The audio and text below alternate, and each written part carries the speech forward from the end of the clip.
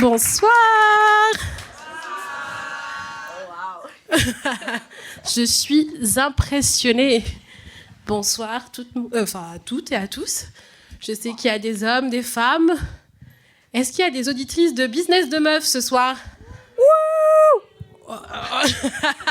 C'était assez timide là. Est-ce qu'il y a des auditrices de Business de Meufs ce soir? Merci d'être venue. Alors ce soir, j'ai avec moi Léa, créatrice de Merci beaucoup. Bonsoir. Que vous avez sûrement déjà entendu dans le premier épisode du podcast, le tout premier. Est-ce que vous l'avez écouté ou pas? C'est le contrôle ce soir, c'est vraiment genre...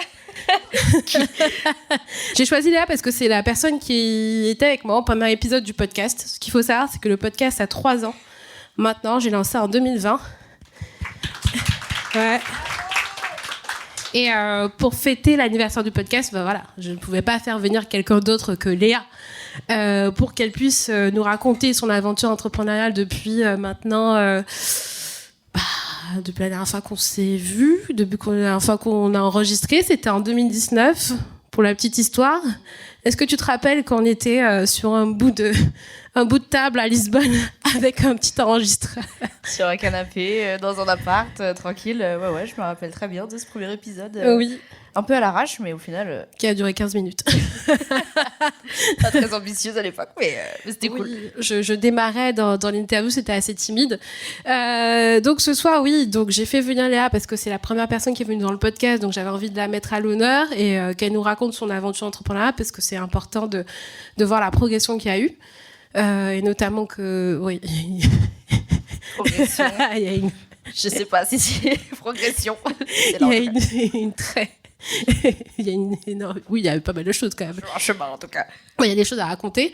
Et pourquoi? Parce que voilà, ça fait 3 ans, c'est une date importante pour moi, parce que le podcast c'est vraiment quelque chose que j'ai décidé de lancer et vraiment j'ai envie de mettre à l'honneur tout ça et de pouvoir enfin rencontrer les personnes qui l'écoutent, ce podcast en vrai.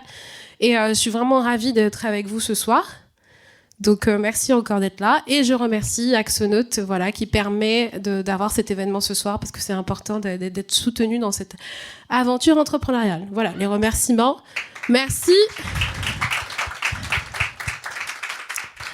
Donc pour resituer les choses, Léa, on va commencer par refaire une présentation. Est-ce que tu peux nous rappeler qui tu es, ce que tu fais ? Oui, alors donc je suis Léa. Qu'est-ce que je fais?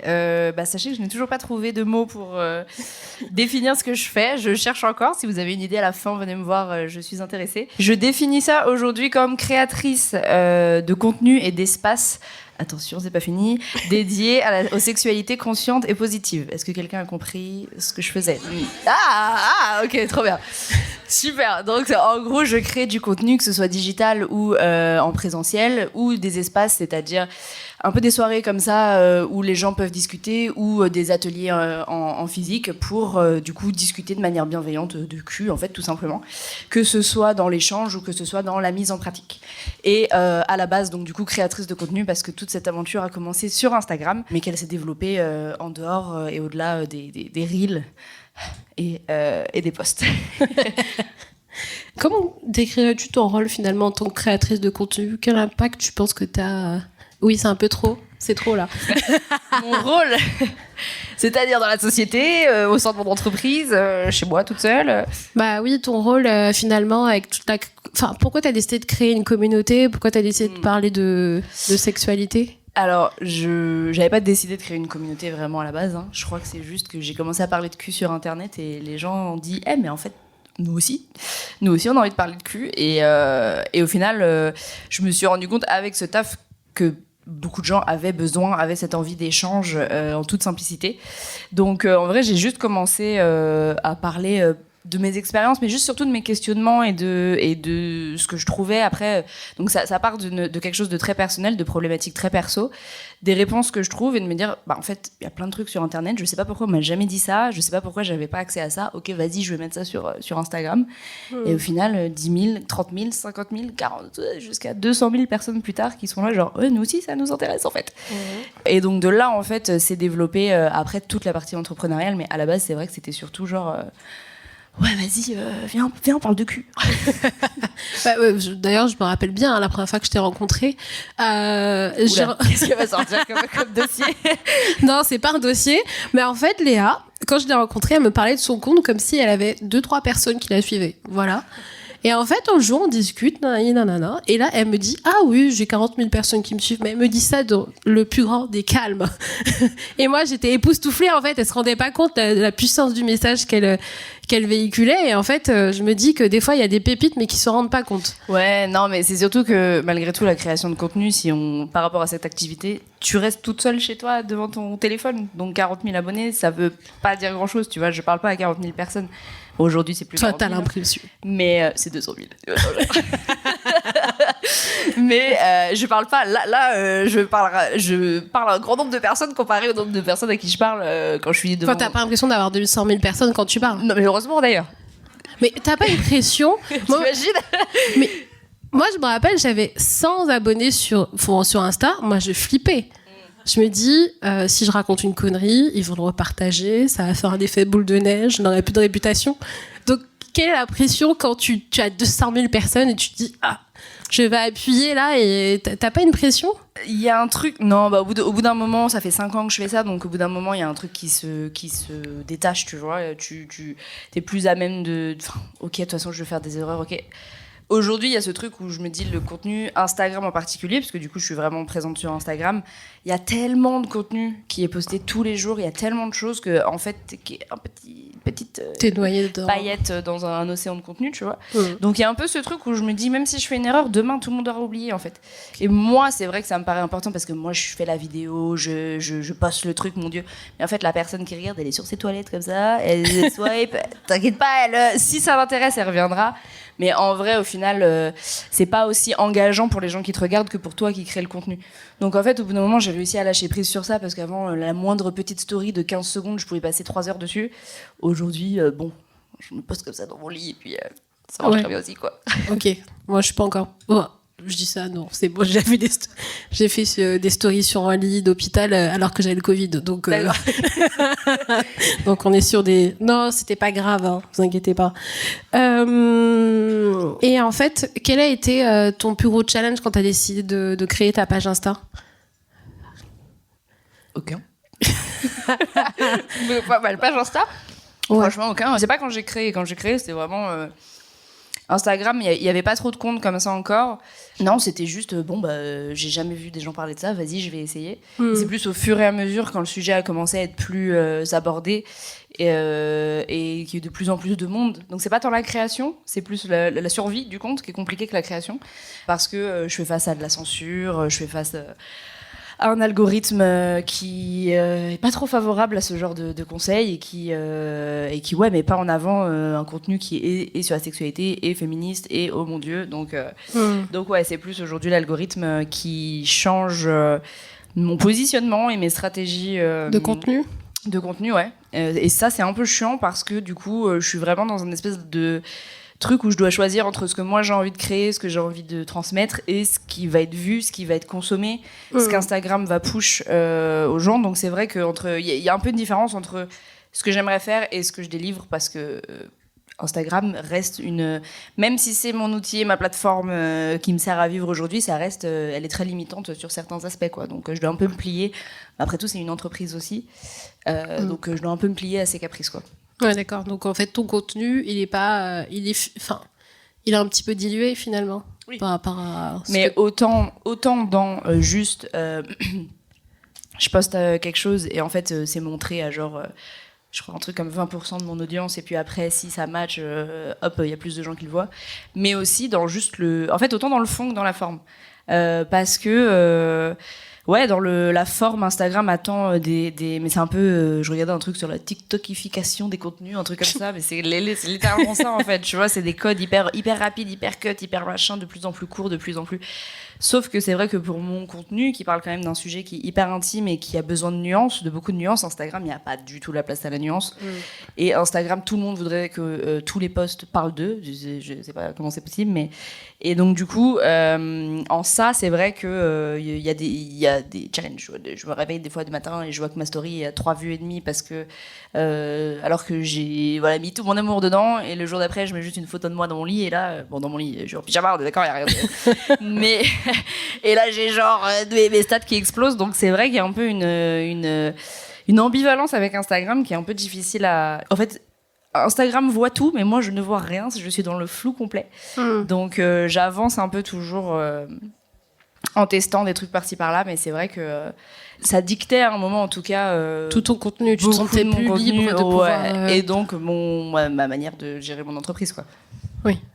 Donc, en fait, comment t'as initié le projet? D'abord, t'as décidé de créer ton contenu, et après, c'est après que les produits sont arrivés, ou ça s'est fait au fur et à mesure? Oui, donc non, ça a vraiment commencé par du contenu, parce qu'en fait, alors à la base, je voulais faire des vidéos sur YouTube, mais alors quand je me suis rendu compte qu'il fallait faire 6 métiers en même temps, j'ai très vite abandonné. J'ai essayé de faire une vidéo, ça m'a pris 6 mois. J'ai dit ouais, c'est sympa, mais en fait, on laisse tomber. Et du coup, ouais, j'ai commencé en postant des trucs sur Instagram, mais je me prédestinais pas du tout. Je savais pas trop où est-ce que ça allait, tu vois. J'ai pas du tout commencé en me disant vas-y, j'ai un produit, c'est ça que je veux vendre et je vais créer toute une stratégie autour. Et donc, je pense que c'est plus au bout de presque 2 ans en fait de contenu sur Insta que j'ai commencé à développer une réponse en fait à... J'ai un peu eu ce truc où j'ai eu accès à toutes les problématiques et toutes les questions des gens et toutes les peurs et toutes les attentes. Et de là, en fait, j'ai créé quelque chose. J'ai plus attendu de faire dans ce sens-là. Et donc, j'ai créé le premier produit que j'ai vendu, c'est des workshops en ligne. Donc, c'est-à-dire, c'est comme des petites formations, comme les formations marketing, mais du coup. Donc, du coup, c'est des vidéos avec plein de conseils théoriques et pratiques sur une problématique en particulier, parce que je me rendais compte qu'en fait, on avait beaucoup la même question, on avait beaucoup les mêmes problématiques, et je me suis dit, ok, je vais prendre tout ce que j'ai appris, tout ce que j'ai entendu, tous les témoignages, et de là, je vais pouvoir créer quelque chose de super complet qui répondra à tout ça. Et du coup, ça s'est développé vraiment au fur et à mesure, quoi. T'as commencé par le workshop, ensuite le jeu. Non. Le jeu? Tu veux l'ordre chronologique pour de vrai de mes projets? Non, je l'avais noté. Des workshops? J'avais noté. T'as noté, tu sais mieux que moi. Est-ce qu'elle était là pour la création du jeu, Astrid? Ouais. Alors, oui, non, t'as raison. Hein, je pense que le jeu, ça a été le... Ah non, mais en fait, c'est que je compte pas ça comme un projet, un produit, mais il y a eu l'influence, en fait, tout simplement. Ah oui, d'accord. Et c'est ça aussi qui a été... qui est parfois un peu compliqué à faire comprendre aux gens aujourd'hui, c'est que l'influence, c'est une partie de mon métier. C'est une presta à part entière de mon taf, mais c'est pas l'entièreté de mon travail.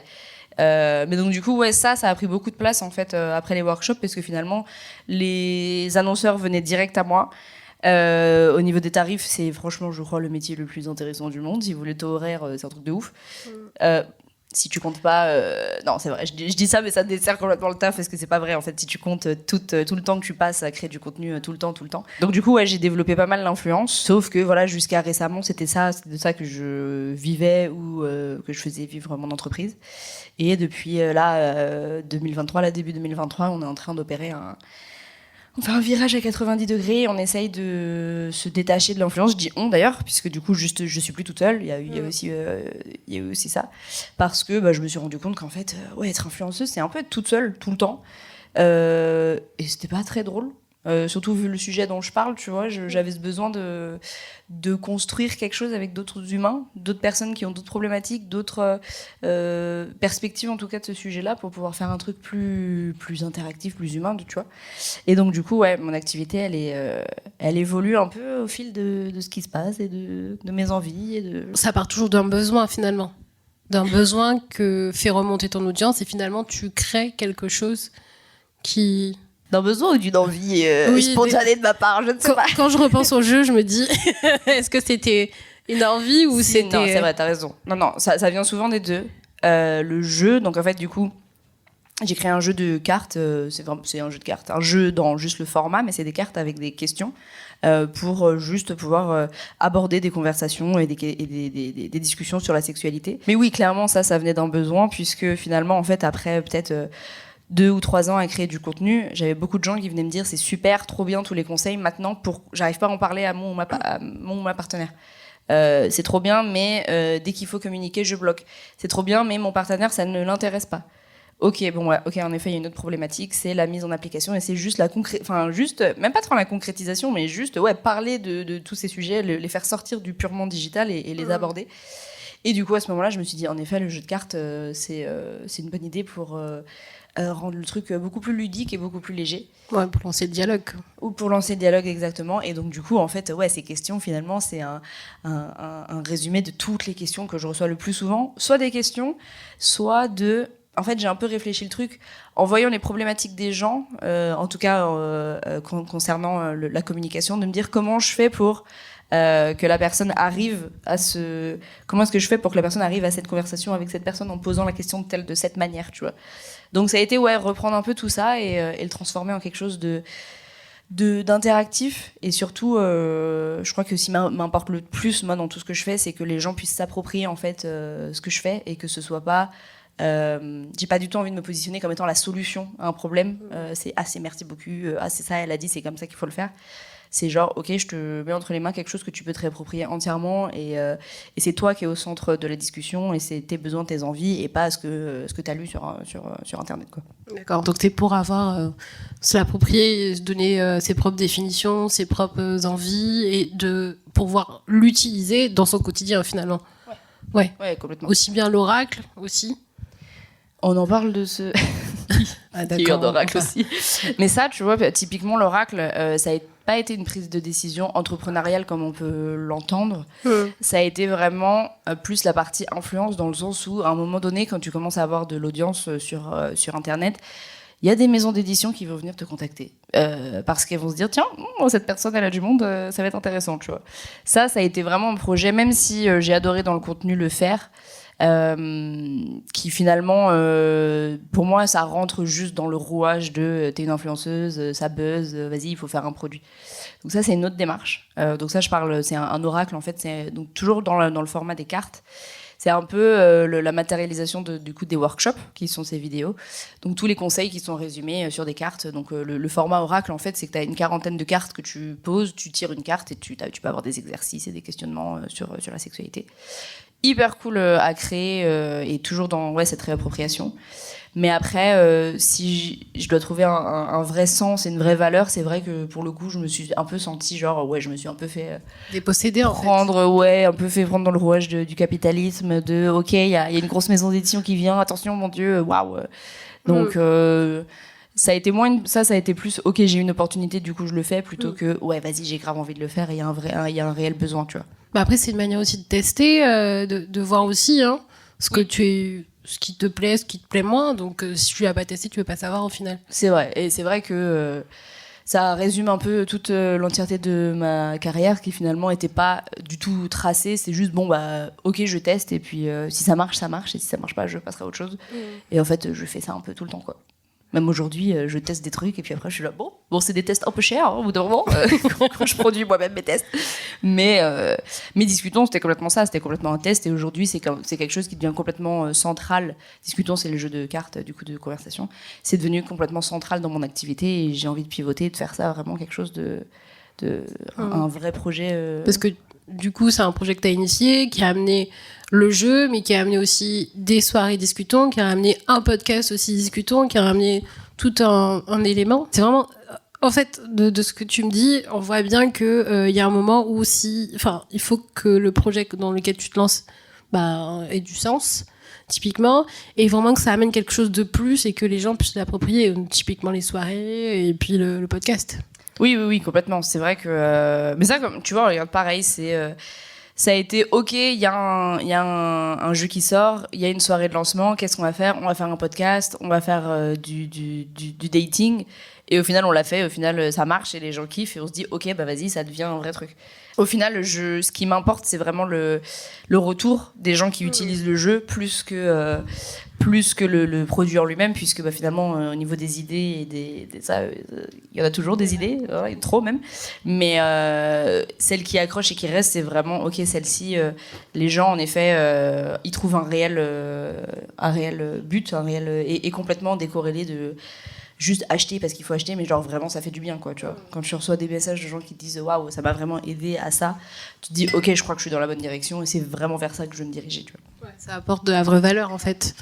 T'es pas du tout dans un truc où tu dis bon ok, bah je vais faire tel produit parce que ça m'a ramené de l'argent finalement. Enfin, si ça peut, je dis pas non. Aujourd'hui, j'en suis pas encore là. Malheureusement, c'est vrai que je prends pas des décisions trop en ce sens, et ma trésorerie le voit. Hein, que j'ai tendance à plus à me dire ouais, ça me plaît, c'est cool, et j'y vais, au lieu de faire des business plans et des trucs comme ça, des business models. Mais oui, non, clairement, ce qui m'importe avant tout, c'est l'impact que ça pourra avoir plutôt que les thunes que je peux me faire, quoi. Oui. Et maintenant, aujourd'hui, maintenant que t'es plus seule, parce que t'as démarré, t'étais toute seule, à quel moment tu t'es dit maintenant il me faut une équipe? Bon, j'ai démarré, j'étais pas vraiment toute seule, mais bref, c'est une autre histoire. Mais je me suis retrouvée seule, pendant un moment à gérer tout ça. Je me suis dit ça franchement assez rapidement, dès que j'ai commencé en fait à avoir des échanges commerciaux avec des partenaires, où je voyais qu'en fait la partie commerciale, waouh, j'étais là, je ne sais pas faire ça, je n'ai pas envie de faire ça, et que vraiment ce qui m'intéressait c'était la transmission d'infos et que c'était la création de contenu. À partir du moment où j'ai vu qu'en fait ça y est, ça dépassait et mes compétences. Tu vois, comment j'ai commencé à bidouiller un site internet, c'est super, mais en fait, quand ton site, au bout d'un moment, il est pas sécurisé, il y a des trucs partout, enfin, tu vois, tu as des liens, tu tombes sur d'autres pages, enfin bref, je me suis dit, bon, c'est sympa, j'ai fait le maximum de ce que je pouvais. Mais maintenant, si j'ai envie d'avoir un peu de secret quand même, il va falloir que je fasse des vrais trucs, tu vois. Donc, à partir de ce moment-là, ouais, ça faisait déjà 2 ans, je pense, 2 ans et demi que c'était lancé. Et ouais, progressivement, je me suis dit, même juste, en fait, il y avait le partage de la charge mentale, puisque finalement, en fait, à se retrouver... En fait, quand t'es juste créatrice de contenu, entre guillemets, c'est vrai qu'il y a ce truc, ok, bah tu fais une vidéo, tu postes ta vidéo, hop, tu prends ton chèque, tu prends ton virement, voilà, c'est fait. Mais là, comme j'avais le développement en plus de produits, de projets, de services, en fait, tout ça, encore une fois, c'est toute la partie entrepreneuriale, mais en fait... moi, je sais pas du tout faire ça. Je pense que je suis pas entrepreneur. Une artiste. Voilà, je suis pas entrepreneur dans l'âme. Je suis créatrice, et c'est vrai que à partir où on a commencé à me parler, c'est toi qui m'a commencé à me parler de la CCI, de l'URSSAF, et j'étais de quoi elle parle, de compta, et des trucs, et j'étais là, wesh, c'est toi, des mots je connaissais pas. Donc là, je me suis dit ouais, non, peut-être ça peut être bien.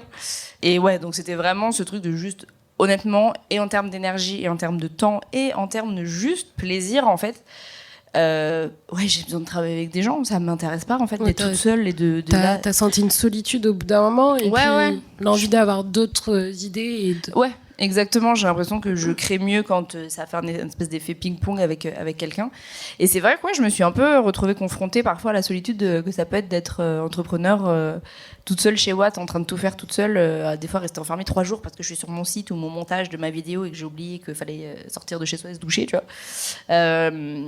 Ouais, là, je me suis dit, j'ai fait staff pour kiffer à la base. C'est quand même un métier qui humainement trop bien. C'est dommage qu'en fait, derrière, backstage, je suis en train de comme ça chez moi, tu vois. Oui, comme ça, le bruit. Mais la recherche, elle a été un peu hasardeuse, quoi. C'est pareil. Dans le truc de je suis pas entrepreneur, je suis juste quelqu'un qui a eu un projet à un moment et des idées, des envies, et qui reçoit des sous maintenant pour ça. Ok, j'ai envie d'avoir d'autres personnes, mais en fait, comment on fait? C'était pas évident et puis de trouver une bonne équipe avec qui travailler, surtout quand c'est toi qui pilotes, et surtout quand tu as des notions que tu as envie de déléguer, mais tu sais pas ce que tu dois déléguer exactement et quel est le périmètre, c'est assez compliqué. Ouais, j'apprends. C'est un vrai métier de déléguer et manager. Et encore une fois, en fait, je me suis retrouvée dans cette situation où en déléguant ou en travaillant avec d'autres personnes, ça me rajoutait une charge qui était de former les gens. Et j'étais là, mais en fait, comment on fait ça? Je sais pas faire. Et puis j'ai pas envie de le faire. C'est juste, tiens, je te donne mon idée. Managez-vous seul. Managez-vous, voyons, voilà. Comment ça, t'as pas compris ce que j'ai dans la tête? Je comprends pas. Mais même encore aujourd'hui, c'est un truc que j'apprends et qui est pas du tout inné, quoi, tu vois, de manager, parce que c'est une chose d'avoir des relations humaines, c'est une autre encore une fois, transmettre une idée à quelqu'un pour qu'elle la réalise de cette manière, dans des bonnes conditions, parce que j'ai quand même ce truc où, encore une fois, moi je me fais kiffer dans mon taf, donc j'ai pas envie que les gens avec qui je travaille, je veux pas les tyranniser, tu vois. Donc finalement, je me retrouve à apprendre plein de nouveaux métiers tout le temps. et manager et du coup. Mais ça n'avait pas été trop difficile de lâcher prise finalement, de laisser quelqu'un d'autre faire des choses que toi, tu avais l'habitude de faire sur certains points, parce qu'il y a des trucs que tu n'avais pas du tout envie de faire. Donc, oui, la compta, bizarrement, j'ai lâché prise direct. Hein. Il n'y a pas eu de souci. Je te la fais, vas-y. Oui et non, parce que en effet, à partir du moment où j'ai commencé à travailler avec d'autres personnes, j'ai vu tout de suite la valeur de la personne, dans le sens où j'ai besoin de toi en fait. Là, je suis à un moment où je suis débordée, je suis à un moment où j'arrive plus à faire de manière optimale toutes ces tâches. Donc, en fait, vas-y, fais-le. Alors certes, moi, ce qui a compliqué un peu tout ça, et je pense qu'il est très propre à mon travail, c'est que tout est relié à mon image, et littéralement à mon visage. Donc, c'est-à-dire que si quelqu'un produit pour moi du contenu, l'audience va le voir, mais va rattacher à moi, Léa, avec cette tête que je vois dans la rue. Tu vois ce que je veux dire ?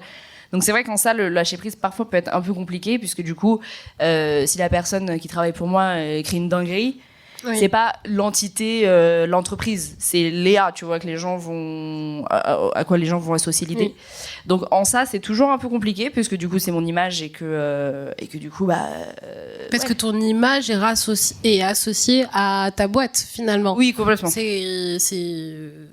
C'est Léa, c'est Merci beaucoup, c'est les deux. C'est ça, Merci beaucoup, c'est Léa. Et du coup, alors, c'est un super avantage pour plein de choses.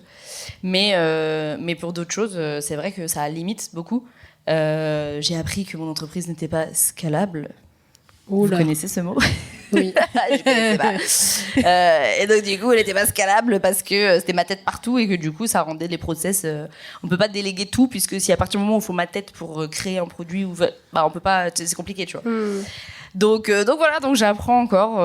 Donc aujourd'hui, c'est un des défis. Comment est-ce qu'on rend Merci beaucoup, on détache Merci beaucoup de l'image entièrement, tout en gardant quand même, je pense, un visage, parce que c'est ça qui est important et qui fonctionne. En tout cas, là-dedans, c'est le côté où on peut s'identifier à quelqu'un. La personnification de... Ouais, et puis le côté bonne copine avec qui on peut parler. Je pense que si je parlais de sexualité, mais derrière mon écran, qu'il n'y avait pas d'image, pas de quoi, ce serait un peu, c'était la meuf, elle est là, elle prône, mais soyez libérés, c'est super. Par contre, on verra jamais, tu vois, j'assume pas ce que je dis. Donc voilà, ouais, c'est des enjeux. Après, je pense qu'ils sont propres à mon activité en particulier. Mais si je revenais 5 ans en arrière, c'est un truc auquel je réfléchirais avant, tu vois. Ça. Est-ce que j'ai envie de rattacher mon image complètement à mon activité ? Ah, t'aurais créé vraiment une entité propre ? Je sais pas, mais j'y aurais réfléchi autrement, je pense.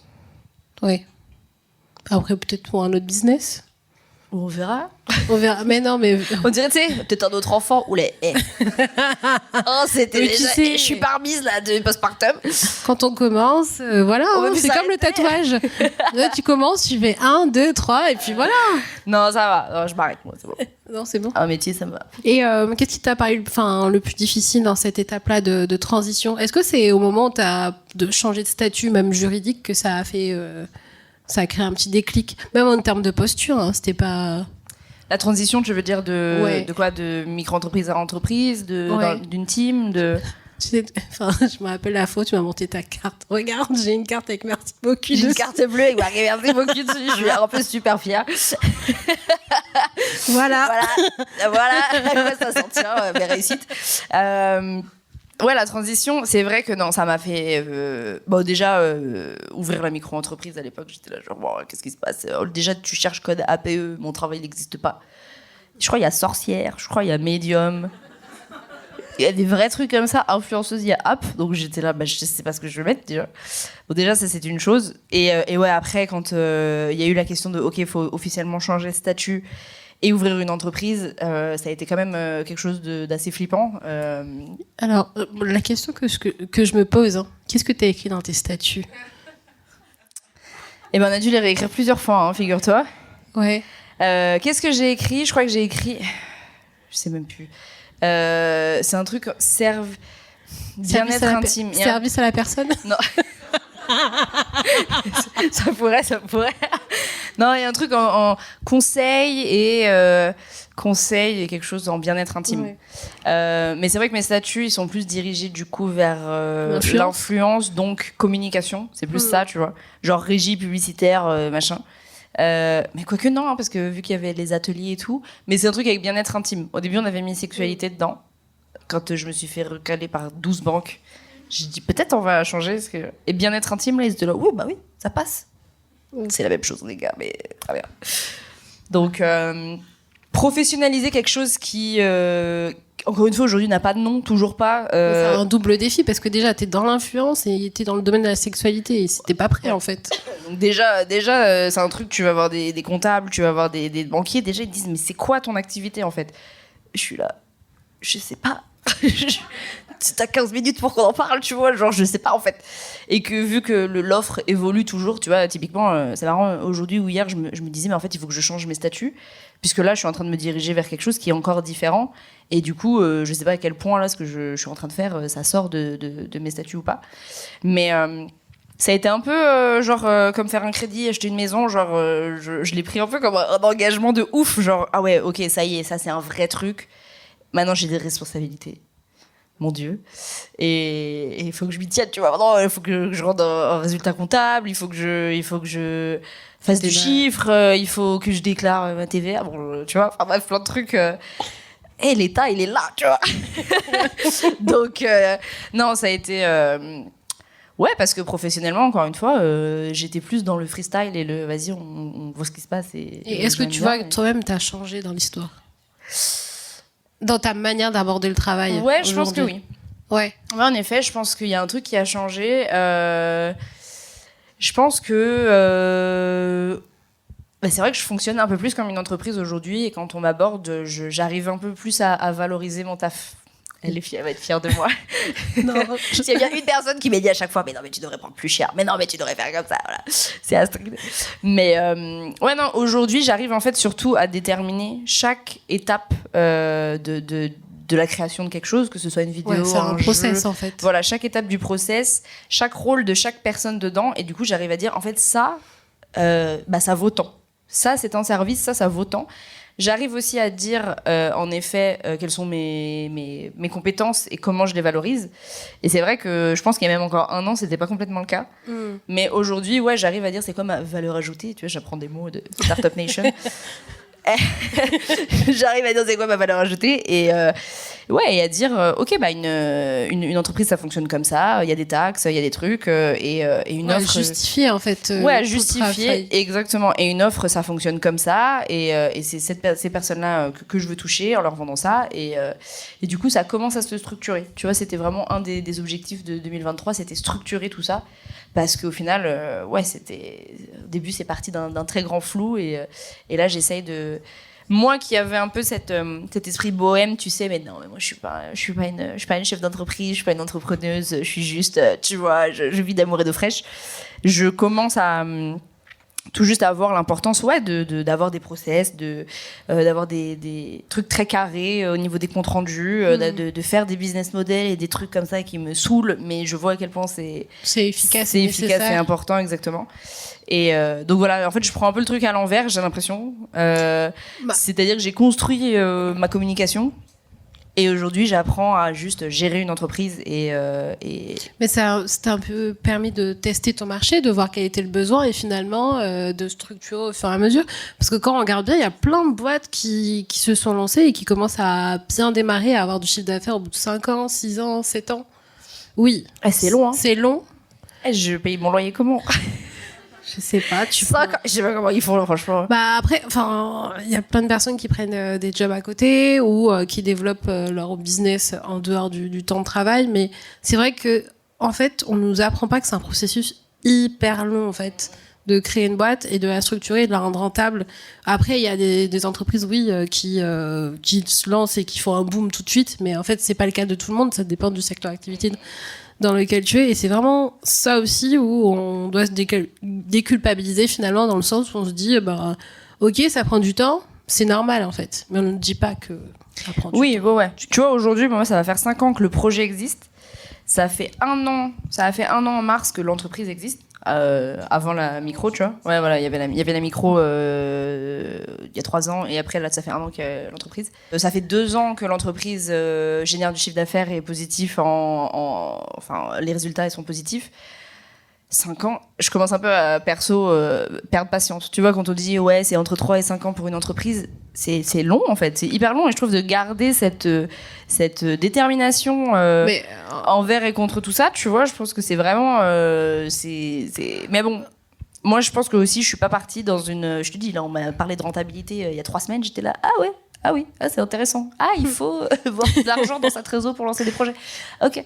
Donc après, c'est moi ma démarche qui est peut-être un peu à l'envers aussi et qui fait que j'ai pas du tout calculé ça avant de me lancer. Mais ouais, là, au bout de 5 ans, aujourd'hui, je commence à peine à trouver des solutions pour me rémunérer.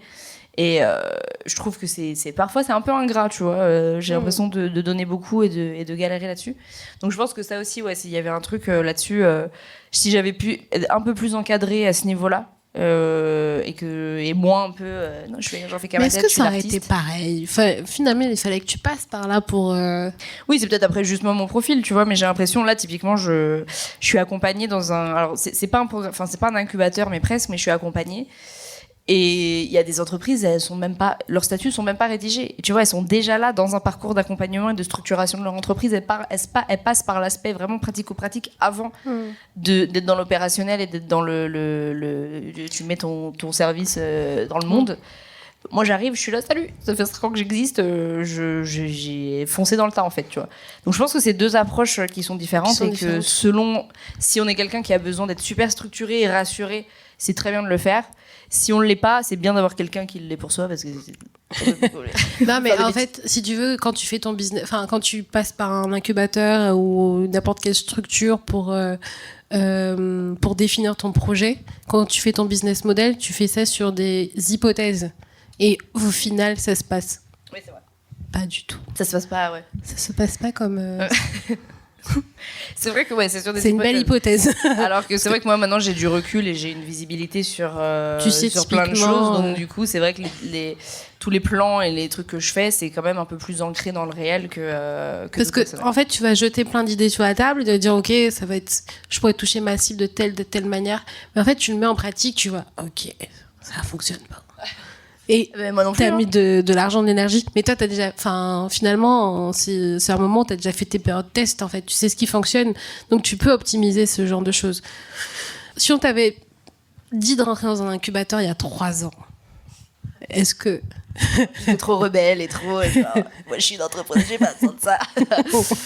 Non, c'est clair. Non, et puis même, je pense qu'en termes de légitimité, j'aurais dit... moi, je suis pas une entreprise, je suis pas la Startup Nation, tu vois, donc... ouais, mais après, donc, à partir de ce moment-là, j'avais un peu du mal à me voir crédible, en fait, là-dedans.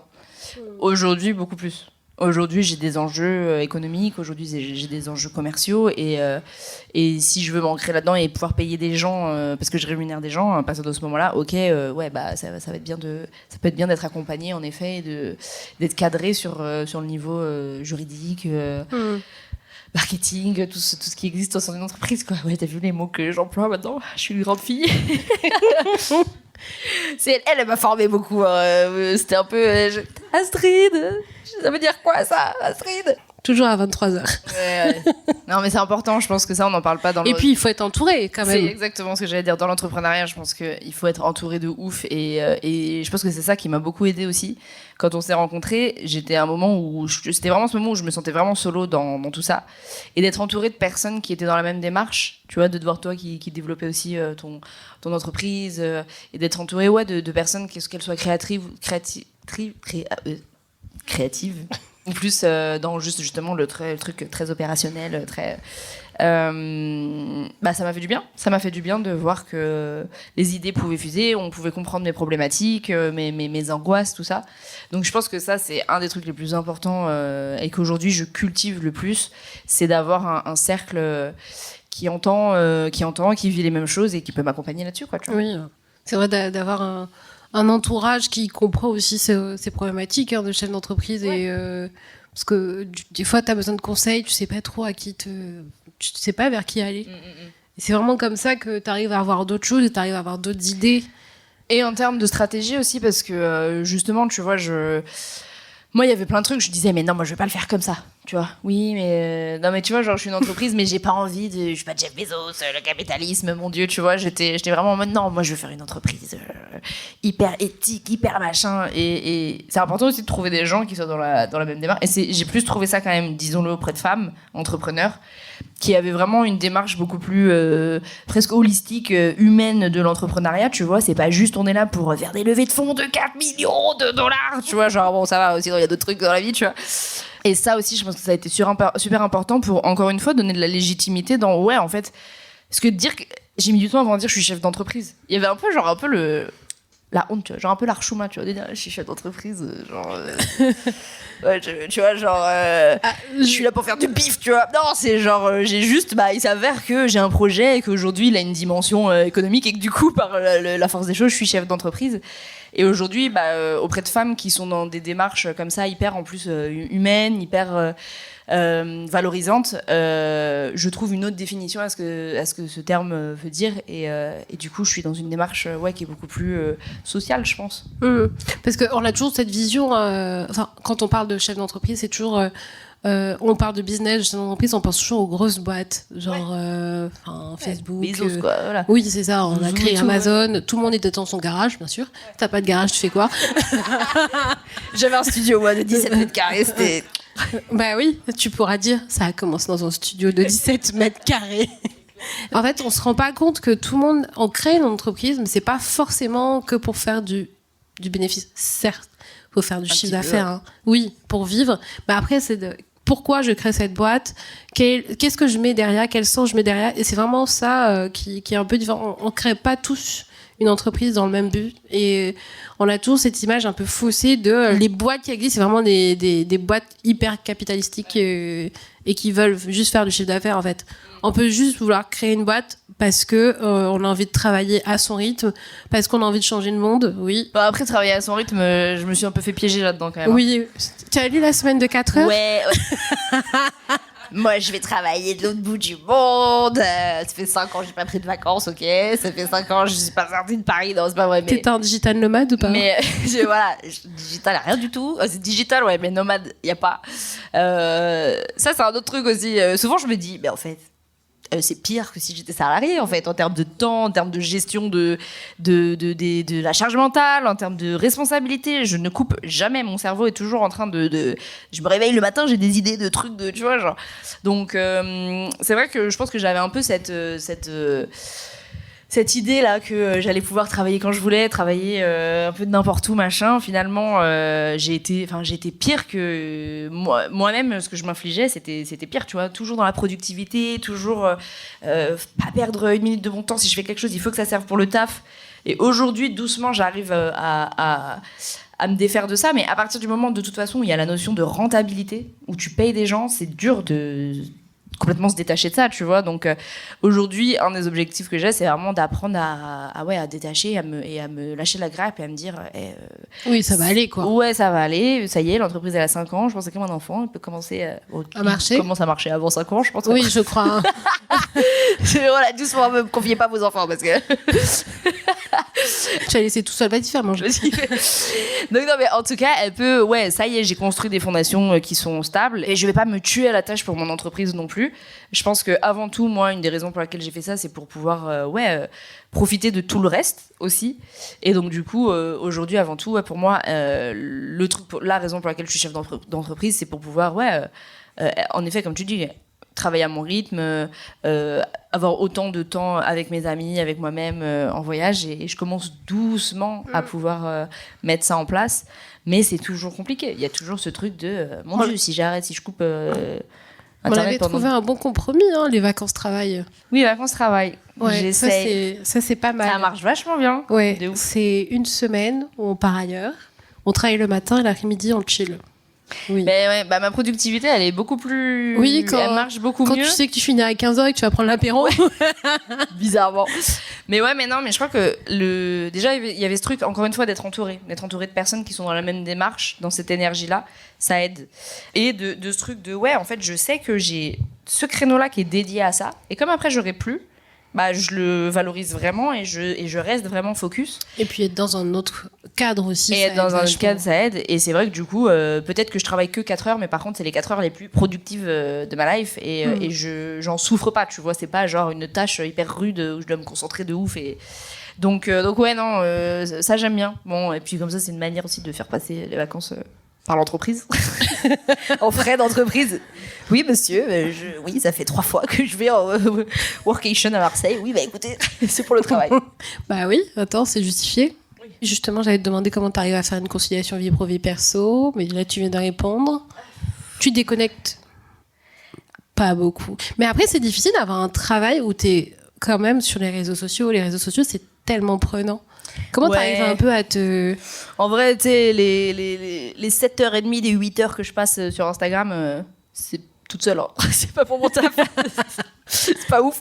Mais non, en vrai, c'est compliqué. Je pense que quand j'ai fait mon premier burn-out, donc mon premier seul, on espère, tu vois, il y a eu un moment où je me suis dit c'est pas possible en fait, je peux pas à ce point-là laisser mon travail prendre de la place. Même si j'adore ce que je fais, c'est clairement, je vois que ça peut me rendre malheureuse. Et le truc c'est que ça a un peu coïncidé. Je sortais à peine de mon burn-out, bim, Covid. Ok, pareil, donc je me retrouve dans 17 mètres carrés. À être en plus créatrice de contenu à une époque où du coup tout ce qu'il y avait, tout ce qu'on comptait, c'était le contenu, le divertissement. Donc je me suis retrouvée dans un truc où il faut absolument que je produise parce que c'est maintenant le moment, le créneau. Ça a fait tout le contraire. Je crois que pendant 6 mois, j'ai presque rien posté, j'ai presque rien fait. J'étais en freeze totale. Et mais ouais, non, à part des moments où tu fais un burn-out et où en fait tu dis que ça a aucune raison d'être ce que tu fais. Bon. Quand tu remontes à la surface, tu te dis je vais éviter de ressentir ce genre de choses. Et donc aujourd'hui ça va quand même beaucoup mieux. Et il y a 5 ans, tu m'aurais dit que je dirais une chose pareille, je n'y aurais pas cru. Une routine, c'est vraiment de me mettre une routine, une discipline avec des heures et des... Au final, c'est bien d'avoir une heure de début, une heure de fin. C'est bien d'avoir des jours réguliers. Tu vois exactement. Et ça, c'est vraiment ce qui m'a aidée à trouver de la liberté en fait finalement dans le désordre que c'était. C'était de me dire ok, je travaille tel jour et tel jour, de telle heure à telle heure, je fais ces tâches-ci, ces tâches-là. Après j'ai toujours une partie de moi où il y a une partie de mon taf, j'arrive pas à la faire si je m'oblige. Toute la partie créa, toute la partie influence, machin, où faut que je me filme. Si je me dis là, il faut que je m'oblige à cette heure-là à le faire, j'y arrive pas. C'est un truc qui est hyper. Ça te bloque en fait. Ouais, c'est hyper instinctif, naturel. J'arrive pas à le faire si je me dis comme une actrice, vas-y, il faut que tu fasses semblant de parler du truc. Mais pour tout le reste, toute la gestion d'entreprise, voilà, je me suis. Et puis le fait de travailler en équipe aussi. Il y a eu 1 an, ça a été le chaos total parce qu'en fait j'ai une équipe, mais si moi j'ai pas d'ordre et j'ai pas de rythme, comment tu veux transmettre quoi que ce soit à qui que ce soit? Et donc depuis 1 an, là, depuis l'ouverture de l'entreprise, un peu plus même avant, j'ai commencé vraiment à structurer mes semaines. Et depuis, j'arrive à me dégager des jours où je me dis, ça c'est des jours où je ne travaille pas. Alors je travaille toujours dans le sens où je pense toujours à ça forcément. Mais je travaille pas. Je vais pas voir ma boîte mail, je vais pas faire tout ce que j'ai à faire. Je vais pas sur Instagram. Et ouais, depuis 6 mois, 1 an, je commence à mettre ça en place et vraiment je fais des choses, tu vois. Je sais que par exemple le jeudi et le vendredi, c'était le jeudi matin, c'était rendez-vous chez le psy, vendredi matin, c'était rendez-vous cours d'expression orale là, ou de chant, tu vois. Et c'est mes rendez-vous de la semaine, c'est tout aussi important que si c'était mon rendez-vous. Mais voilà, chaque en fait chose, activité, truc qui me fait du bien, je leur mets des créneaux comme. Alors du coup. C'est un peu à l'antithèse de ce que je voulais avant, qui était je veux une vie de liberté, de je ne sais pas ce que je fais demain et je ne sais pas ce que je fais dans 2 semaines. C'est ce truc où, tu sais, Oui, il faut quand même de la rigueur, quand même. Il faut quand même, j'avoue que mais dans ce cadre, j'arrive quand même à trouver un peu de spontanéité et un peu de liberté et que voilà, là on me dit tu fais quoi la semaine prochaine, on va à Marseille. Je dis à Marseille, désolée, je reviens de Marseille donc j'ai cette ville en tête, mais ok, je peux le faire. Et donc du coup, finalement moi qui voulais être très encore une fois bohème et vivre dans un chaos total, aujourd'hui je me rends compte que la routine et l'organisation. Est-ce que tu aimes ça? La routine. Est-ce que tu aimes la routine? La routine à rigueur. Mon Dieu. Ouais, sur certains aspects, ouais. Sur certains aspects, ouais, je me rends compte que ça tait justement toute cette charge mentale. Parce que je sais. Ok, ça, je stresse sur ça. Je sais que ça va être adressé tel jour. Ok, je stresse sur ça. Je sais que là, avec telle personne, on va gérer ça après. Ok, je sais que ça, c'est noté quelque part parce qu'on a fait tout un process. On a un Notion. J'ai un Notion incroyable. Mon associé qui a fait ça, il est incroyable son Notion. Notre Notion, du coup. Je sais que c'est marqué dedans à tel endroit, à tel machin. Et donc, du coup, et c'est ça aussi. Je pense que je me suis associée. On n'est pas encore associés, mais mon associé est quelqu'un qui est très rigoureux, très organisé. Il est fan de tableaux Excel. À chaque fois, il est là. Oh là là, Léa, j'ai fait un tableau Excel. Faut trop que je te montre. Et il me tourne son ordi. Regarde comme il est trop bien. Et quand t'appuies là, ça fait ça. Et moi, je suis là. Mais c'est génial. Genre, il arrive à me saucer sur les tableaux Excel, tu vois. Et je pense que ouais, non, là-dedans, j'ai trouvé en effet une forme de. Alors j'aime pas ça, hein, je vais pas mentir, non, j'aime T'as pas pas ça. les tableaux Excel?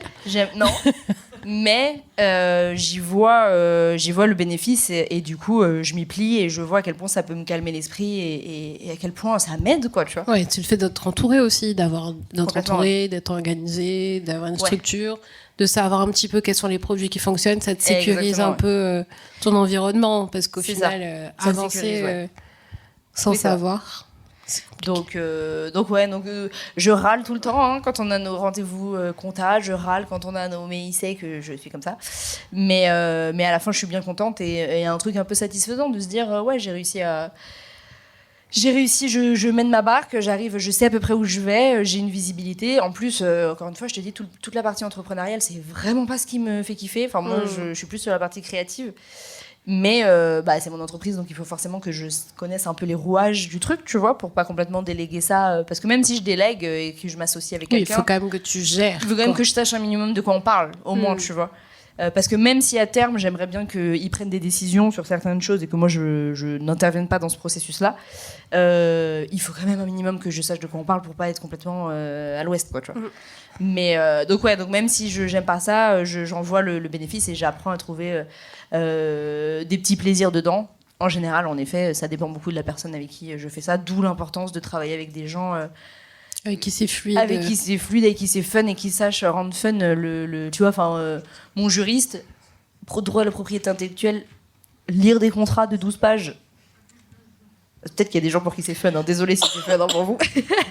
Moi, c'est pas fun du tout. Aujourd'hui, j'ai un juriste, Gabriel, que tu connais, avec qui on se marre et qui arrive à à expliquer des contrats de 12 pages d'une manière super fun et fluide. Et au final, ça m'intéresse et je peux m'investir dedans. Donc, je pense que ça aussi, j'avais un peu une image dans l'entreprise hyper rigide et hyper corporate, tu sais, costard cravate, des mots là, des acronymes là que personne comprend quand tu parles. Les data, les KPI. KPI là, ça veut ROI. dire quoi? KPI, laissez-moi tranquille avec ce mot.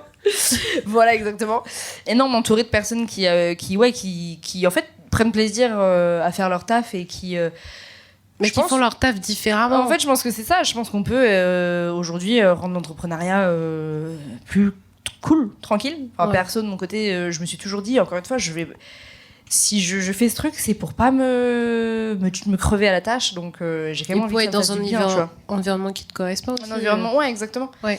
Donc, vraiment m'entourer de personnes qui ont cette démarche aussi entrepreneuriale, c'est super important parce que ça m'aide à juste prendre du plaisir, même dans faire ma compta et faire mes factures. Vraiment, elle n'aime pas la compta, la meuf. Alors, la dernière question que je vais te poser, c'est si tu avais un conseil à donner à quelqu'un qui souhaite se lancer dans le domaine de l'influence, quel serait le conseil que tu aurais à lui donner? De l'influence en particulier? On va faire l'influence et on va faire un business tout court. Ok. De l'influence? Oh damn. Ne vous lancez pas. Non, non, mais en plus, je pense que c'est particulier parce que moi... En plus, je crois qu'il y a un peu un... Je sais pas vous, si je vous dis influence, c'est péjoratif tout de suite, on est d'accord, hein, dès qu'on parle d'influence. Non? Pas forcément? Qui pense que c'est péjoratif, influence? C'est un peu... Ah, ça va, c'est tendancieux, ouais, quand même. Influence Dubaï, influence... Voilà. Donc l'influence, je pense que... En fait... Créateur de contenu? Ouais, mais je crois que ça va être trop nul ce que je vais dire. Non, mais... C'est en mode, te lance pas pour être influenceuse. Tu vois ce que je veux dire? Ouais, pour être connue. C'est comme quand tu étais petit, tu disais oui, je veux être star, mais en fait... Exactement. Te lance pas pour être connue, c'est pour la passion de ce que tu fais. Passer dans le Star Club. Mais je pense que... Pour les rêves. Je pense que c'est vrai parce que... il faut connaître en fait tes limites, savoir...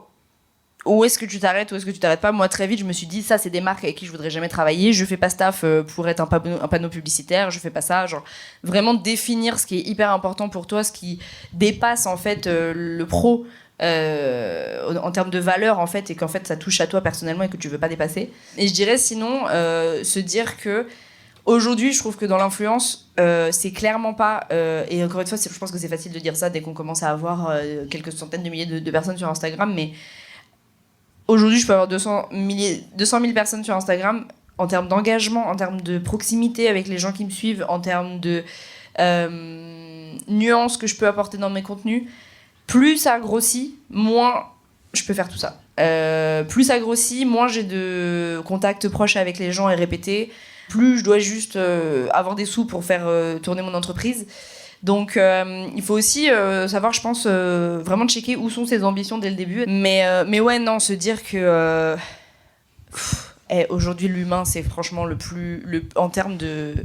Pas de reconnaissance, mais de ce que t'en retires, tu vois. De valorisation, c'est l'humain. Et c'est pas quand je parle à 200 000 personnes que je retire un plaisir de ouf. C'est quand je suis dans des salles comme ça et qu'on est en plus petit comité, qu'il y a un vrai échange que je kiffe. Donc l'influence, ça sert quand même à pouvoir créer ça, mais pas forcément... Enfin, voilà. Donc dans l'influence, voilà, vraiment bien déterminer quels sont ses objectifs et ses valeurs. Vraiment, vraiment qualité, plus grand que quantité, vraiment à fond. Et... ouais, faites-vous plaisir. J'allais dire, mais c'est facile à dire, mais faut pas aller trop dans l'algorithme, les trends. C'est ça qui marche, mais en vrai, c'est comme ça qu'on tue son âme aussi. Donc restez vraiment proche de ce qu'on a envie de faire, utiliser le ton dont on a envie, et même si voilà, il y a telle personne, ça marche, si toi t'as pas envie de parler comme ça, t'as pas envie de danser devant ton écran, danse pas devant ton téléphone, tu vois. Ouais, on peut se perdre dans l'influence parce qu'on peut beaucoup se comparer. C'est un des métiers où vraiment tu te compares en direct aux gens qui font la même chose, et c'est dans des chiffres très concrets. Ok, elle, son post, elle a fait 72 000 likes, moi j'en ai fait 1000, ok, donc clairement je vaux moins. Et sachant que t'es payé aussi en fonction de ça, tu vois, c'est plus t'as d'engagement, mieux t'es payé. Ouais, réussir à ne pas se comparer, parce que vraiment ça, je pense que c'est un truc qui peut te faire rentrer dans une spirale un peu infernale, et cette course à la productivité. Donc voilà, ouais, dans l'influence, c'est hyper particulier, mais une fois qu'on a trouvé son rythme, c'est un taf qui est quand même hyper privilégié et qui permet de faire plein de choses et qui donne accès à énormément de trucs. Je me suis retrouvée à faire des conférences devant 1000 personnes. Je suis là, mais pourquoi je suis là en fait? C'est juste parce que j'ai un nombre d'abonnés qui est assez large, on me donne la parole, tu vois. Donc en ça, par contre, c'est super. Et si c'est quelque chose qui vous branche, franchement, ça se tente. Ça se tente. C'est une opportunité, en tout cas, c'est des opportunités qui peuvent être prises plus facilement que d'autres. Donc si ça vous chante, franchement, faut y aller. Est-ce qu'il y a des questions dans le public? J'ai 2 questions. Yes. La première, c'est comment as-tu trouvé ton associé? Parce que moi, j'ai une histoire pas très évidente. Donc, je suis preneuse de tous les tips. Et la deuxième, c'est quels sont tes prochains challenges pour Merci beaucoup? Ok. Alors, mon associé... Tinder. Alors, je vous fais toute l'histoire. J'ai rencontré quelqu'un sur Tinder qui m'a présenté sa directrice artistique. Il s'est rien passé avec le mec. Je suis devenue très pote avec la directrice artistique et il s'avère que c'est le mec de cette directrice artistique-là, en fait, avec qui je suis devenue pote. À la base, c'était pas du tout un projet de s'associer. Je cherchais pas un associé, une associée. J'avais eu une expérience, d'ailleurs, où j'ai commencé avec quelqu'un qui n'était pas super bien fini. Ça a été un autre truc aussi, humainement, où je me suis pris une réalité dans la tronche qui n'a pas été très simple. Si j'ai un autre conseil, réfléchissez beaucoup avant de travailler avec des amis. Beaucoup. Il peut se passer des choses qui peuvent briser le cœur. Et en fait, au final, c'est quelqu'un avec qui c'était un prestat, en fait, à la base. Et c'est notre relation qui a évolué et qui a fait qu'on a voulu s'associer. Mais maintenant, aujourd'hui, tu vois, je crois qu'il existe des espèces de dating un peu pour trouver des associés. Et je pense que ça, c'est un super contexte. Et surtout, dans la recherche d'associés, si j'ai un conseil, c'est de trouver quelqu'un qui a vraiment un rôle complémentaire du sien et qui fait pas la même chose. Ça, c'est, je pense, le piège de ouf d'être avec quelqu'un qui a les mêmes compétences et qui fait exactement la même chose, parce que c'est là qu'il y a des notions d'ego et de genre, ouais, mais moi j'ai fait ça, mais toi t'as fait ça. Oui, mais moi c'est mieux le truc que j'ai fait, mais pas toi. Donc voilà, commencer doucement sur des tâches peut-être qui sont pas les fondations de ton entreprise. Mais en vrai, tous les jours, je me dis, trouver son associé, c'est comme trouver un mec. Il faut avoir de la chance, et c'est vraiment une question d'alchimie, une question de valeur. C'est comme un mariage, en fait. Et c'est comme un mariage, et là, on est en train de préparer notre pacte d'associés, et je suis là, oui, mais si jamais moi je fais ça et que tu me trompes avec je sais pas qui, tu vois, genre on est en train de... Est-ce que tu vas aller travailler avec quelqu'un d'autre? Genre on est vraiment en train de tout déterminer. Mais ouais, non, pour le coup, j'ai eu vraiment de la chance. Mais ouais, je pense que ne pas hésiter à aller travailler avec des gens qui sont peut-être prestats à la base, qui vont aider sur une tâche, et de voir est-ce que la dynamique elle fonctionne bien, et peut-être de là penser à s'associer plutôt que parce que je pense qu'on se met une pression de ouf. T'imagines trouver un associé, il faut que je trouve un ou une associée qui fasse ça peut être compliqué, mais ou en tout cas idée de business de ouf, faire du dating pour des gens qui veulent trouver des associés. Je pense que ça c'est vraiment j'entends beaucoup ça, et je pense que il y a beaucoup de gens qui ont des compétences créatives et d'autres qui ont des compétences opérationnelles, et qu'il faut juste matcher comme ça, parce que il y a plein de belles choses à faire. Donc voilà, une petite idée de business que je lance comme ça. Elle me regarde. Voilà. Ça, je sais pas si j'ai répondu à ta question, j'espère. Mais... Et l'autre question, les prochains challenges. Les prochains challenges, merci beaucoup, c'est de sortir d'Instagram complètement. Là, c'est ce qu'on fait pour 2023. J'aimerais vraiment que l'influence, ça ne représente que 50% déjà de chiffre d'affaires. Aujourd'hui, c'est 99,9%. Descendre à 50 et après descendre plus à genre 30. Ça, c'est un gros challenge. Et je suis en train de le mettre en place avec plein de projets. Mais donc, du coup, chaque projet amène des nouvelles difficultés. Typiquement, là, pour le jeu que j'ai créé, j'aimerais bien créer des extensions, reprendre peut-être, parce qu'aujourd'hui, je suis avec une maison d'édition, reprendre l'édition et la fabrication. Et en fait, tout ça, c'est plein de nouveaux métiers. Et donc, du coup, c'est toujours apprendre en fait des nouveaux métiers. J'ai aussi ce truc où, alors ça, c'est très propre à moi, j'ai envie de faire 1000 nouveaux trucs tout le temps. C'est super, mais c'est un peu chiant. Et donc, à chaque fois, il faut tout que je recommence de zéro en termes de compétences et en termes de team. Donc ouais, mes challenges, réussir à me recentrer sur des projets quand même assez précis, mais qui me permettent une liberté créative quand même cool. Et toujours... collaborer le plus possible avec des personnes qui ont des projets trop cool, avec qui je match, parce que je crois que c'est ça qui m'apporte le plus de plaisir, c'est la créativité en fait, quand je trouve des gens avec qui bosser. Il y a 1000 trucs à faire, donc ouais, vraiment créer un petit réseau trop cool, quoi. Voilà. Alors merci beaucoup pour ton témoignage, j'ai trouvé ça hyper chouette. Il y a quelque chose je trouve, qui transparaît vachement dans ton discours, c'est qu'il y a la dimension ultra passionnelle, émotionnelle de ce que tu fais qui te fait kiffer, et quelque chose de beaucoup plus terre à terre, comme tu disais, en termes ne serait-ce que de revenus, etc., de charges et compagnie. Et tu as évoqué succinctement le burn-out que tu as subi. Ma question est la suivante, c'est de savoir quelles ont été les ressources pour toi et comment tu es parvenu à te relever, si je puis dire, de cet épisode-là qui est, c'était il n'y a pas si longtemps, et en plus de ça, dans un contexte très particulier. Ouais. C'est une bonne question. Quelles ont été les ressources ? Je crois que malgré tout, j'ai cette chance quand même de faire un taf où tous les jours, concrètement, j'ai des gens qui me disent merci, ce que tu fais, ça me fait du bien. Ça, déjà, rien que ça, je pense que aujourd'hui, on est dans un moment de la civilisation où on a besoin de trouver du sens à ce qu'on fait, parce qu'on est tellement dans un truc où il n'y a plus beaucoup de sens à plus beaucoup de choses. Donc ça, de trouver le sens, vraiment trouver le sens de pourquoi je faisais ça, je pense que ça a été vraiment le truc qui m'a permis de me raccrocher le plus possible à « Ok, non, en fait, j'ai choisi ça et c'est pour une bonne raison, et c'était ce petit noyau-là ». Et après, ce qui m'a vraiment aidé, ça a été de dézoomer en fait complètement et de dire ok, c'est quoi mon projet sur le long terme, parce que je me sentais vraiment le burn-out, j'avais vraiment cette sensation d'être complètement submergée par la quantité astronomique de trucs que j'avais à faire versus le bénéfice de faire ces choses-là qui étaient minimes pour moi à ce moment-là. Et du coup, de vraiment prendre du recul et de me dire en fait mon objectif de base c'était ça. Ok, je vois l'ambition. Mon ambition, c'est n'importe quoi. Aujourd'hui, j'ai pas du tout les moyens de faire ce que je veux faire, et de me dire, ok, en fait, chaque chose que je fais, même si là j'ai l'impression que ça sert à rien, en fait, c'est une toute petite étape qui me permet d'aller doucement vers ça. Et du coup, ça a commencé à redonner du sens, même aux tâches les plus reloues. Et les trucs qui me faisaient le plus chier, ça a été redonner du sens et de me dire non, c'est juste une petite marche de plus vers ce que je veux. Et aujourd'hui, je me rends compte, tu vois, ça fait un petit moment, et là, je me dis, ah ouais, ce truc que j'ai fait, que je galérais, que ça me saoulait, je vois aujourd'hui que ça paye et ça fait du bien, et je suis ravie je suis contente de m'être fait confiance à ce moment-là. Et aussi, mon entourage, encore une fois, d'avoir des gens qui me disaient que franchement... que ouais, fallait que je m'accroche et qu'on me faisait confiance et qu'on croyait en moi en fait surtout. Ça c'est vraiment quelque chose qui m'a aidée, et je pense qu'on s'est rencontrés pas trop loin pas trop loin. En vrai, Tu veux la date? J'ai manifesté cette. En vrai, je me rappelle très bien de chez moi, un jour, me dire non, mais vraiment, il faut quelqu'un qui puisse me conseiller sur toute la partie comme ça, avec qui je pourrais dire tous mes problèmes et tous mes trucs. Je te jure, 3 jours plus tard, je suis allée à un truc mais justement de networking femmes. J'ai rencontré Astrid et depuis, on s'est plus quitté. Donc, le 24 mai 2010.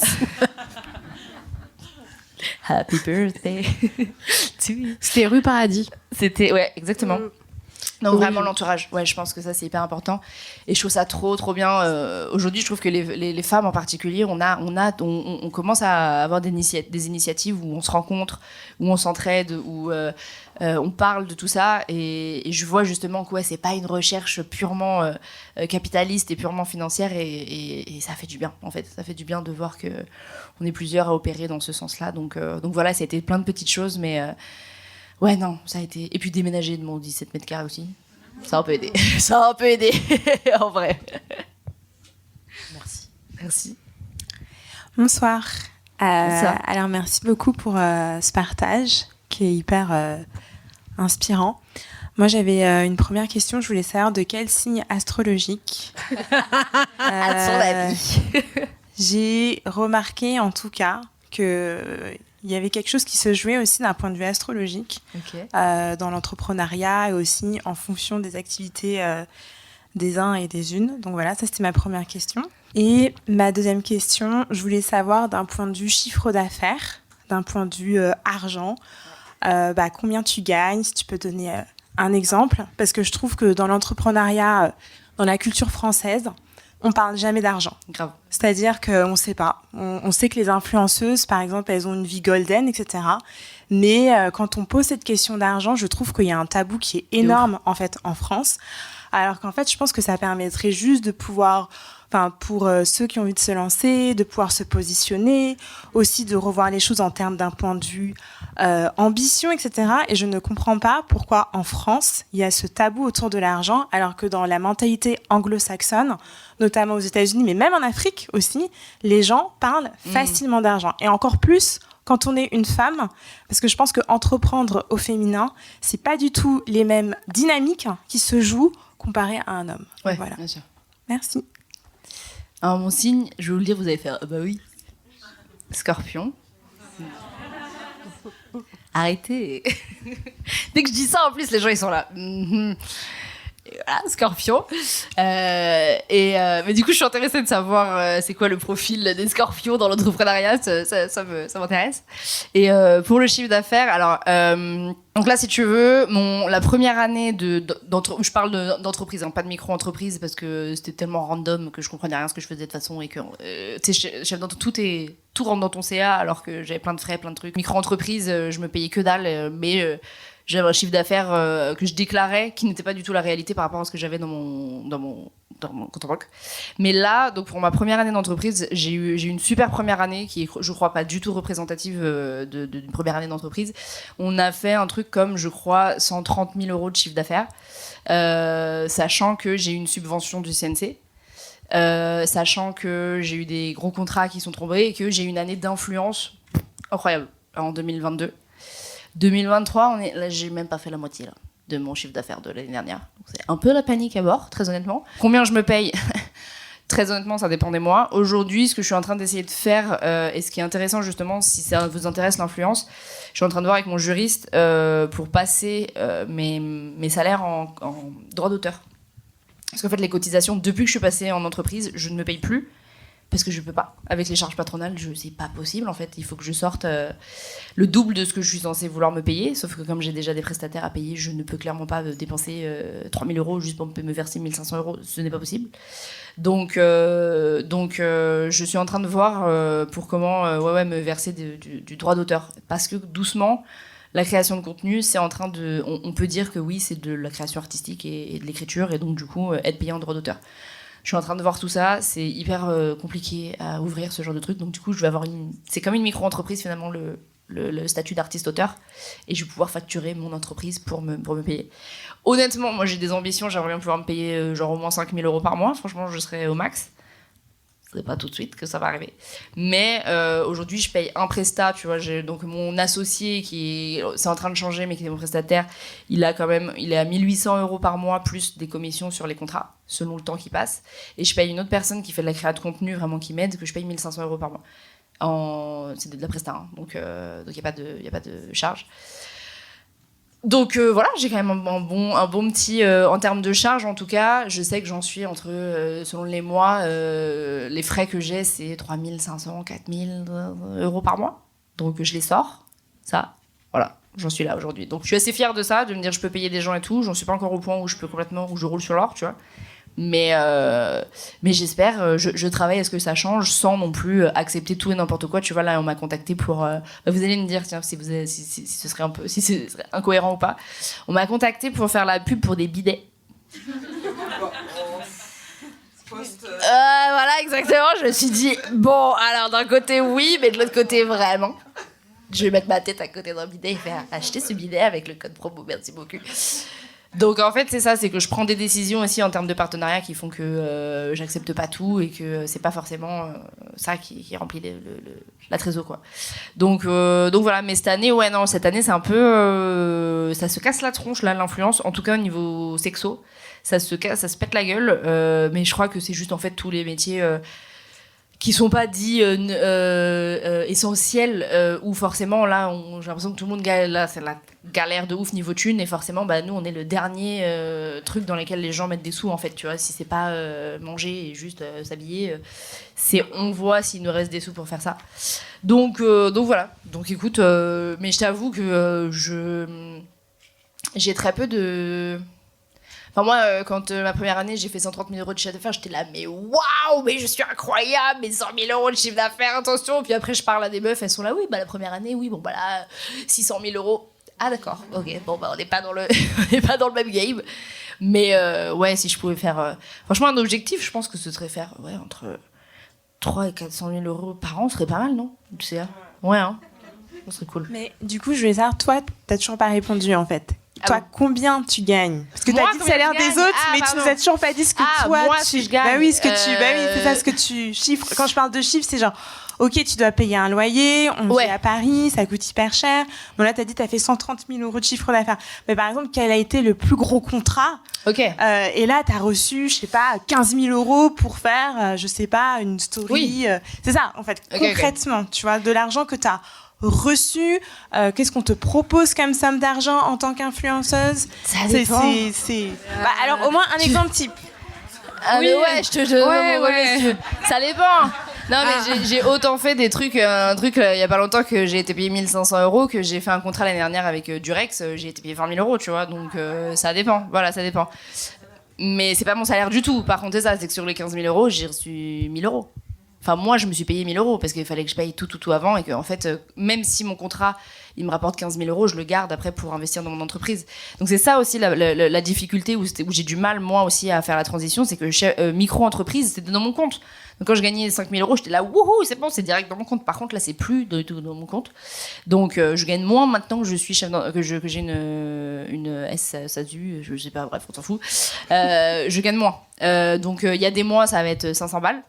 Il y a des mois, quand ça va un peu mieux, c'est 1500, tu vois. Mais avec justement l'objectif que j'ai avec le droit d'auteur, c'est 1500, sachant que les droits d'auteur, les cotisations, c'est genre 13%, alors que en salaire, c'est genre 45%, un truc comme ça de cotisation.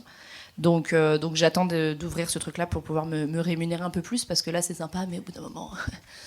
ça commence à être chaud. Donc en fait, non, c'est surtout que j'ai des sous de côté qui me permettent de se faire ça. Si j'avais pas eu un peu d'économie, clairement, j'aurais pas pu survivre en faisant ce taf-là, quoi, clairement.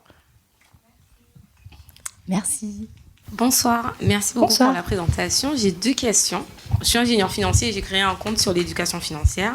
Et du coup, par rapport à mon métier, je ne peux pas encore montrer mon visage sur mon compte. Okay.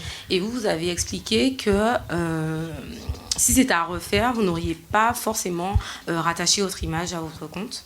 Donc, quels sont les conseils que vous pouvez donner à quelqu'un qui, justement, est à l'opposé, c'est-à-dire, pour l'instant, ne peut pas montrer son visage? Et la deuxième question, c'est plus pour savoir... il y a toute la stratégie, forcément, sur Insta, en termes d'algorithme et tout, mais pas la visibilité dans la presse. La visibilité, je dirais, un peu plus impactante en dehors des réseaux. Ok. Merci. Alors, pour la première question, je pense que ça peut se faire sans se montrer. Aujourd'hui, c'est plus difficile dans le sens où on accroche les gens. Je le vois aujourd'hui. Hein. Je poste une photo, encore une fois, de moi, ça fait 72 000 vues. Je poste pas de photo, ça fait 4 000 vues. C'est rageant. Je pense que ce qui fait la différence dans ce cas-là, c'est vraiment le ton et le positionnement qui sont pris. C'est vraiment ramener un côté humain quand même. Même s'il n'y a pas le visage, il faut qu'on sente un côté humain. Et moi, je pense que ce qui a marché là-dedans, j'ai mis 1 an et demi, 2 ans avant de me montrer. Et j'avais déjà, je crois, 50 000, 40, 70 000, je sais plus combien d'abonnés. Et je crois que ce qui a fait la différence, c'est le ton que j'utilisais, qui était très... là, pour la sexualité, moi, je me suis dit, j'ai pas du tout envie d'avoir un ton trop académique. J'ai envie d'avoir une conversation comme j'avais. Donc, je crie comme je parle, en fait. Et je pense que ça, déjà, ça a aidé. Donc, je pense que vraiment, ne pas hésiter à trouver une identité, que ce soit dans le ton, dans le positionnement, dans les visuels, dans le message, dans tout ce que tu veux, une identité qui est quand même très forte. Enfin, par exemple, moi, il y a une personne que je suis, qui est d'ailleurs coach en business ou je sais pas quoi. Et en fait, elle écrit de manière vraiment... Waouh, des fois, genre, elle met son post, ça va être « Mets-toi un coup de pied au cul, va faire ton putain de post Instagram ». Je suis là, oh, waouh, ok, je me fais agresser par mon feed. N'empêche que j'aime bien. Ouais, c'est un peu maso la meuf. Mais n'empêche que du coup, ça ressort. Ça ressort vraiment beaucoup de ce que j'ai l'habitude de lire. Je suis aussi un autre... quelqu'un d'autre qui... je te dis ça, ces gens montrent quand même un peu leur visage, mais c'est pas ça qui m'a fait m'arrêter en tout cas dessus. Quelqu'un qui fait du contenu pour que les gens arrêtent d'être sur Instagram. Trop bien. Et la manière dont il le fait, il utilise vraiment... tu sais, c'est noir et blanc, c'est hyper simple, il souligne les mots importants, impactants, il utilise des mots très vraiment tac, tac, tac. Et c'est toujours, c'est en plein... Il n'y a pas de fioritures. Moi, j'adore les fioritures, lui, il n'y a pas de fioritures, tu vois. C'est une ligne, une idée. Et ça m'impacte beaucoup. Donc je pense que dans un monde où aujourd'hui on est submergé de contenu, vraiment garder le côté humain, garder le côté... donner la valeur à ce que tu dis aussi et de pas juste je fais un compte Instagram parce qu'il faut faire un compte Instagram. Ça se multiplie les comptes qui donnent 40 000 conseils sur tout. Et parfois je vois que c'est juste... Enfin, l'autre a copié le post de l'autre qui a copié... Et c'est genre la même chose, mais juste multiplié x 10. Et je suis là, mais c'est quoi Merci, mais en fait... Toi, t'es qui? Pourquoi tu me dis ça? Donc vraiment, garder une identité et une personnalité, même sans montrer ton visage, je pense que c'est grave possible. Et pour ce qui est trouver de la visibilité en dehors d'Insta, je prends les conseils aussi, si tu trouves. Je galère un peu là-dessus. Je me suis un peu enfermée toute seule là-dedans, ou ce truc où en fait, du coup, on se dit que j'ai pas besoin d'autres visibilités ailleurs, puisque moi-même, j'ai ma propre visibilité, sauf qu'après, ça tourne... c'est très vite mon propre bouillon à moi, et donc du coup ça sort pas de là. Mais ne pas hésiter à soi-même démarcher. Moi, c'est un truc où j'ai mis du temps à le faire parce que je savais pas, et que quand on venait à moi, je me disais ah ben c'est comme ça que ça fonctionne.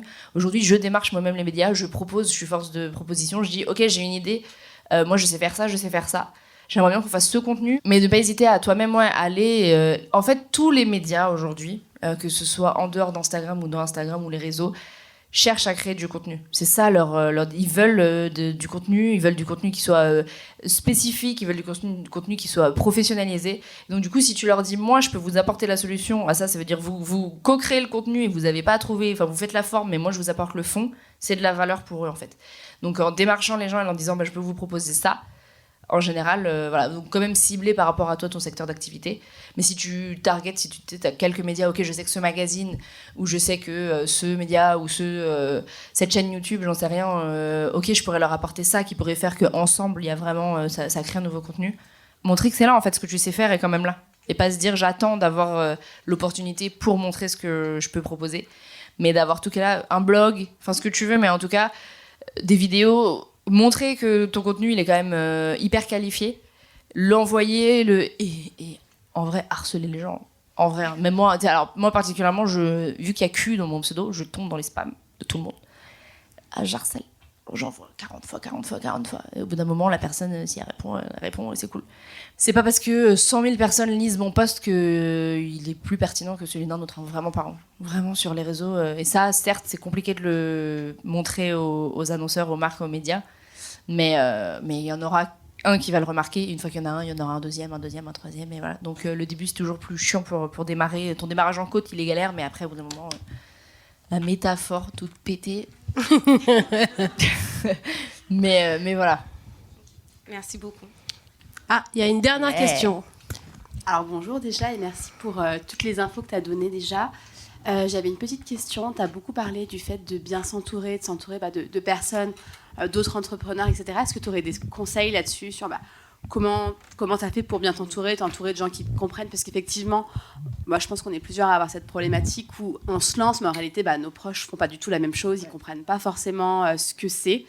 Donc voilà, si tu as des conseils sur comment trouver du coup ce genre de personnes pour l'entourage. Grave. En allant à des événements déjà faits pour, il y a de plus en plus d'initiatives comme ça justement pour connecter, typiquement là pour connecter les personnes, en particulier les femmes qui se lancent. Il y avait aussi une application, comment ça s'appelait, Woomate? Oui, Woomate. C'est une application qui sert à connecter les chefs d'entreprise, les femmes entrepreneuses. Oui, les chefs d'entreprise. Les femmes entrepreneuses. Les femmes en général, même qui ont envie de se c'était pas forcément entreprise. Mais il y avait un gros côté entreprise aussi. Donc, utiliser justement les réseaux à cet égard-là. Il y a un truc que j'aimerais grave tester. Par contre, ça coûte une blinde, mais il existe des espèces de programmes. Là, j'ai une copine qui fait ça. Et en fait, elle est partie pendant 1 mois à Biarritz, au Osgore, ou je sais pas où. Et elle est que avec des entrepreneurs, c'est un petit pool d'entrepreneurs. Et du coup, c'est des gens qu'elle connaît pas. Tu vois, c'est quelqu'un qui crée cette espèce de retraite de je sais pas quoi là. Et elle se retrouve avec des personnes de plein d'horizons différents, mais qui sont solopreneurs. Elles sont du co-living, non? Ce mot, ouais. Ouais. C'est co-living. Slowpreneur, peut-être, ouais, c'est peut-être mieux. Mais qui sont tous, en tout cas, voilà, qui sont dans cette fast life. Et du coup, elle rencontre plein de gens et elle se nourrit de tout ça. Ouais, un co-living, moi, c'est ça, je crois que c'est un co-living. Donc voilà, ouais, ne pas hésiter. Et en fait, au final, je me suis rendu compte que aussi petit à petit, en fait, en travaillant avec des gens au fur et à mesure, c'est juste pour une mission. Et au final, ça se passe bien et tu retravailles avec cette personne. Et au final, ça devient plus que juste professionnel. Tu vois, tu construis, t'as vraiment une vision ensemble. Petit à petit, tu vas voir que les gens de qui tu t'entoures, avec qui tu travailles, vont créer, eux-mêmes auront ce réseau-là que tu pourras rencontrer et qui pourra doucement s'expandre. Eventbrite et Meetup ont été mes meilleurs amis à un moment pour aller à tous ces rendez-vous. Je détestais ça honnêtement, j'étais un peu dans ce truc de c'est trop bizarre d'aller chercher des amis entrepreneurs, enfin tu vois, c'est trop bizarre, mais en fait au final ça fait du bien de se sentir perçu et vu et reconnu pour tous nos efforts. Donc ouais, ne pas hésiter à profiter de ce genre d'initiative et à valoriser ses relations aussi, parce que mine de rien, en fait, une relation, ça s'entretient et ça doit se construire. Et aujourd'hui, j'ai l'impression que c'est pas forcément inné de mettre du temps encore et de l'énergie dans des relations. Passé un certain âge, j'ai l'impression que les gens sont non, c'est bon, j'ai assez d'amis. Bon, ok. Donc, ouais, valoriser ses relations et ne pas hésiter. Moi, il y avait pendant un moment, c'était ok, on se donne un rendez-vous, on travaille ensemble, on sait tous les tels jours, on va travailler ensemble dans ce café. Et au moins, ça te fait un petit rendez-vous et puis au fur et à mesure, tu développes des relations comme ça. Donc ouais, mais ça, c'est vraiment le côté humain, il est vraiment pas à négliger, je pense, là-dedans, et il peut vraiment faire la différence. Ça peut prendre du temps, ça se force pas, c'est comme tout. Je pense que les relations pro, on a tendance à croire que t'es à séparer le pro de l'humain, mais en fait, au final, surtout si c'est ton bébé, quoi, tu vois, ton entreprise, donc c'est important que tu sois entouré de gens qui sont dans la même démarche, quoi. Voilà. Super, merci. Je t'en prie. Merci Léa. Merci. Merci à vous. Merci beaucoup pour vos questions. Merci. Et merci à Astrid. Ouais. Puis félicitations pour ce premier épisode en live. Ouais, merci. C'est impressionnant là. Je suis impressionnée. Avant de terminer, je tenais à remercier toute l'équipe d'Axonaut qui a rendu cet événement possible, qui est au fond. Merci beaucoup. Je tiens à remercier toute l'équipe de la Nouvelle Scène, de m'avoir pu accueillir ce premier épisode. Je tiens à remercier ma team, accompagnatrice, Tout le monde. Voilà. Et vous pouvez vous applaudir. Merci beaucoup. À très bientôt. Ciao. Merci d'avoir écouté cet épisode. J'espère que vous l'avez apprécié. D'ailleurs, si c'est le cas, je vous invite dès à présent à nous suivre sur les réseaux sociaux, à me laisser une note ainsi qu'un avis sur Apple Podcast et sur toutes les plateformes d'écoute. Et aussi d'aller jeter un petit coup d'œil dans la bio pour voir nos bons plans. À bientôt.